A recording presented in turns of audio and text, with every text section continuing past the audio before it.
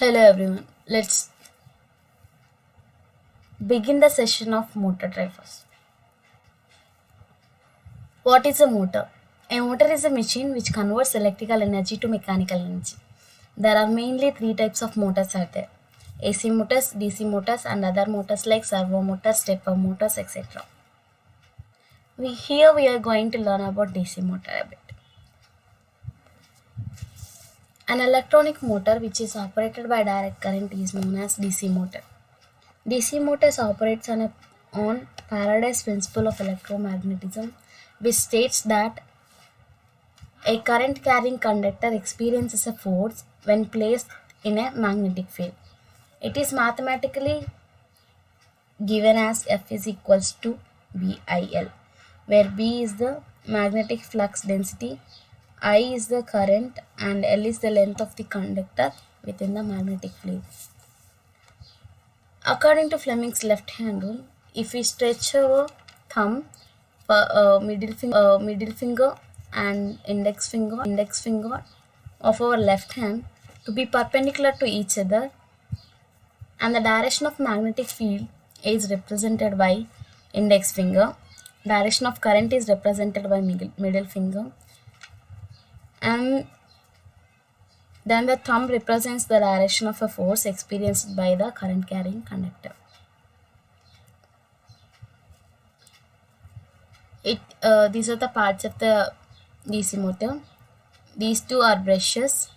These are commutator segments. This is the armature, and these are permanent magnets.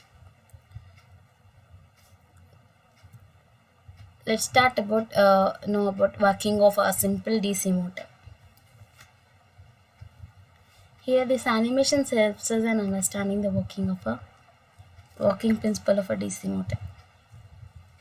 Here, magnetic field is given by these magnets, and when we supply the current through the wires to the brushes and to the commutator segment to the armature, as the law that we stated before, this current carrying armature will experience as a force in this when it is placed in this magnetic field. As it experiences a force and it has a tendency to move, so it will start moving. As the armature start moving, this commutator segments will also move along with this armature and come into contact with the brushes on the other side. So as these commutator segments slides through the brushes, the polarity of the supplied current will change accordingly in the armature. This causes the armature to keep on rotating. While doing this, we may stuck at a position where this at a gap between these commutator segments. So in order to avoid that situation, we'll add one more loop of armature with a separate commutator segments. As we see, these brushes move slide along these commutator segments of one armature loop. It will it has a tendency to move, and other will be in the rest, vice versa. And in order to keep on moving this motor, we have to add as many armature loops as possible. So to achieve this continuous spinning motion of this motor, the spinning force of the armature is called torque.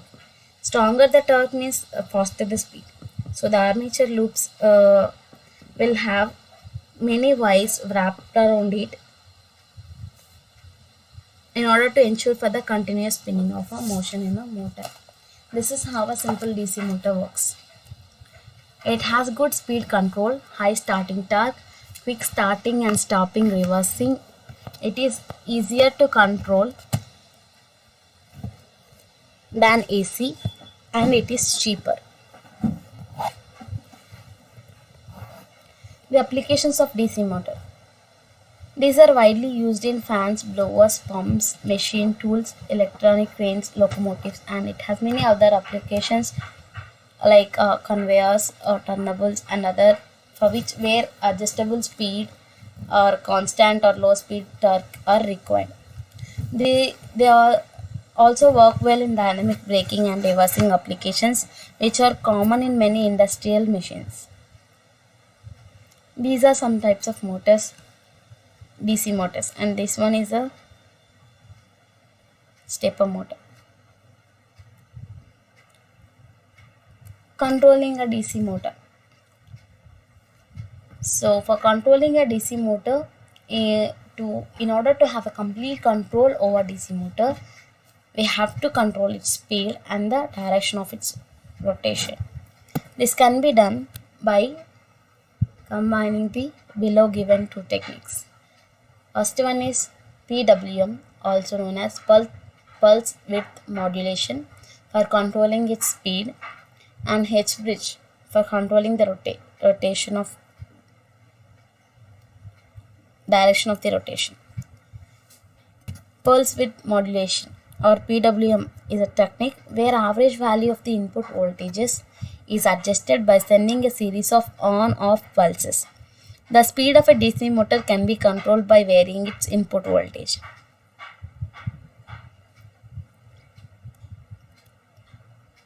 Duty cycle. It is represented as the percentage of time signal that remains on during the period of the PWM signal. As it remains 25%, it is called as 25% duty cycle. If it remains 50% time on, it is called as 50% duty cycle. And if it is 75% remains on, and this is called as 75% duty cycle. If it is remains on all the time, it is called 100% duty cycle. This duty cycle values lies between 0 and 255. 0, which means always off condition, and 255 is always on condition. Here duty ratio is given by the time which is the signal being on and the total time of a cycle. H bridge. H bridge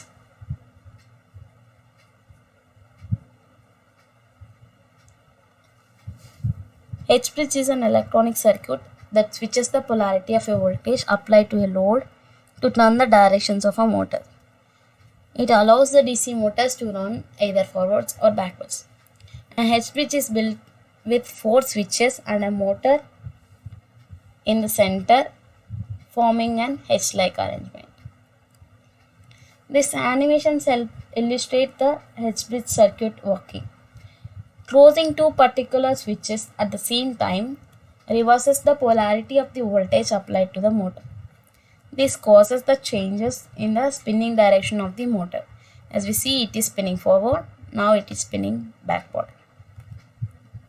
This is the table for the H bridge circuit.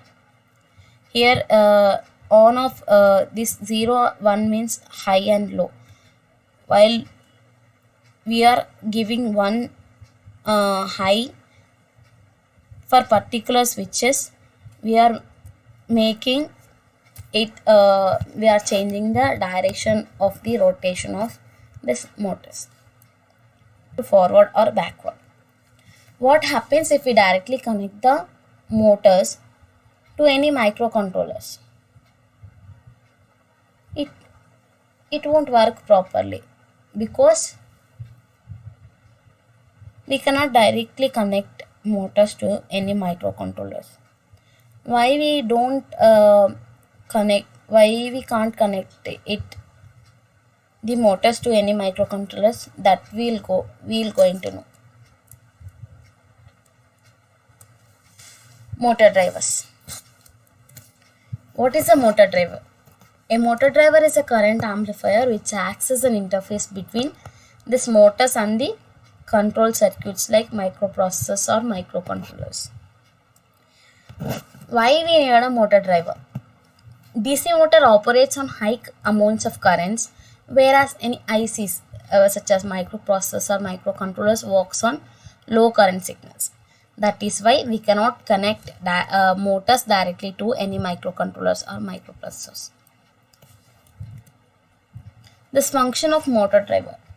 The function of a motor driver is to take low current control signal and then turn it into high current control signal so that it can drive a motor.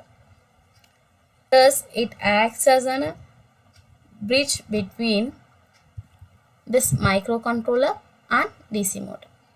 It will take the low current control signals from the microcontroller and it amplifies it and gives the desired output to run the motors to the DC motors.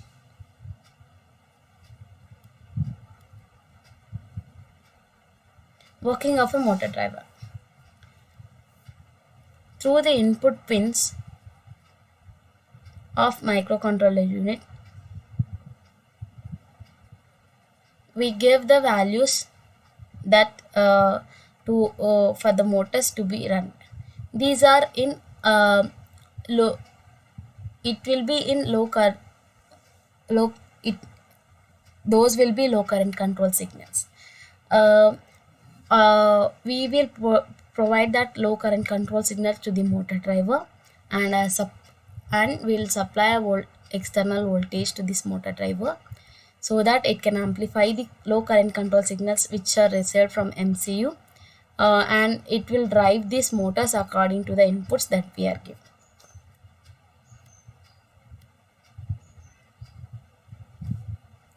The features of this motor driver.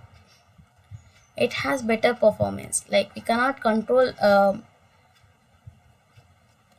motors directly to the microcontrollers. It is a best option to use, so it will give the better performance instead of connecting motors directly to this microcontrollers.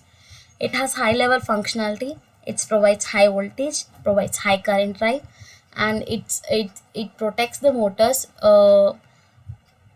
from failure of motors due to any faults. Most commonly used motor drivers: L293D and L298N motor drivers.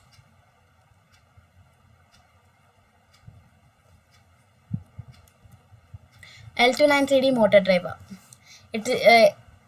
L293D is a motor driver which allows the DC motor to drive on either direction, either forward or backward. It has two H-bridge circuits inside it. Due to its size, it is widely used in robotic applications for controlling the DC motors.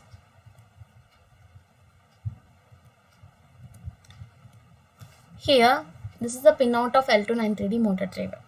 It has 16 pins in it. There are 2 enable pins in it, 4 input pins, 4 output pins, 4 ground pins, and 2 voltage pins. This VCC one is from voltage supply, which is 5 volts from the microcontroller unit to this motor driver, and this VCC 2 is from external supply that we are providing, either 9 volts or 12 volts. And there are 4 input pins here, 2 for one motor and 2 for the other motor. Same goes with the output also. Here enable 1, 2 and enable 3, 4. These enables are used for controlling the speed of the motors. So these are speed controller pins, and these input pins are used to control the direction of a motor. So these are called as direction control pins. Here, if we give the value for enable as high, then only the motor can drive.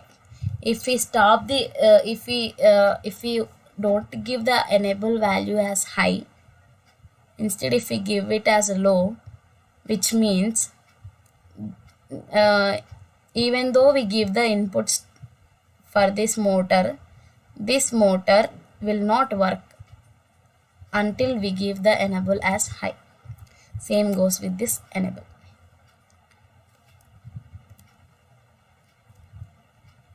Working of L293D motor driver. These are the first two inputs for motor A and two inputs for the motor B.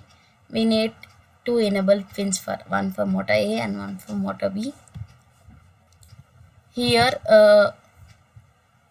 this 12 volt supply is from power for motor, which is the external supply, and this 5 volts which we are giving it from this microcontroller unit.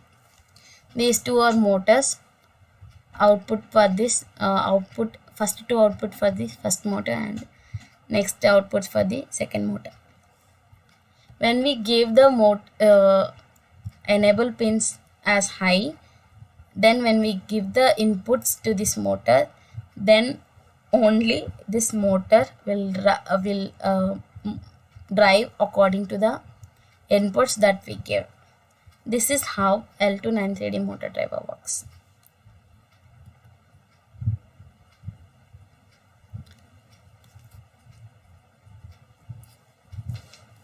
This is a table showing how the inputs of motor 1 and motor 2 will change the direction of a simple robot, like how it goes. For example, if we take these two, like forward and backward, it has then motor 1 inputs have to be 0 1 0 1, which means low high low high. Then only this motor 1 direction will be forward, motor 2 direction will also be forward, which means that the robot will move in the forward direction. If it is high low, then the motors will work backward, which results in the robot to move in the backward direction. Same goes with this. When one is moving forward and another motor is moving backward, which results the robot to move in a right side. If the motor 1 is moving backward and motor 2 is moving forward, then the robot will move in left side. This is how this direction of motors will change the direction of control the direction of a robot. Here, through this animation, we are able to see as the inputs changed, the motor is moving forward or backward. When the enable is 0, the motor is stopped working. When the enable is made high, that means when we give it input as high, then only the motor is working. So while giving 1 0, it is moving in one direction as inputs, and while giving 0 1 as inputs to it, it is moving in the other direction. This is how a L293D motor driver works. Important features of L293D motor driver. It has a wide supply voltage range from 4.5 volts to 36 volts. It provides bidirectional drive currents up to 600 milliamperes. It has peak output current up to 1.2 amperes.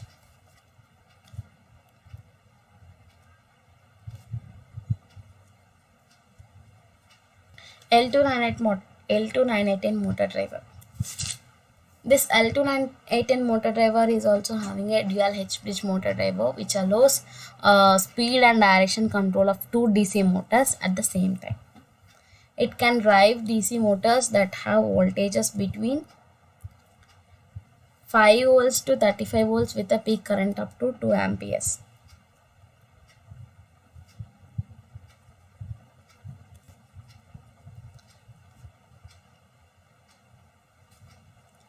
L2918 motor driver pin node. Unlike L293D motor driver, it has only 15 pins. It has two current sensing pins, namely pin 1 and pin 15. It has two enable pins, pin 6 and pin 11. It has four input pins, 5, 7, 12 and 10.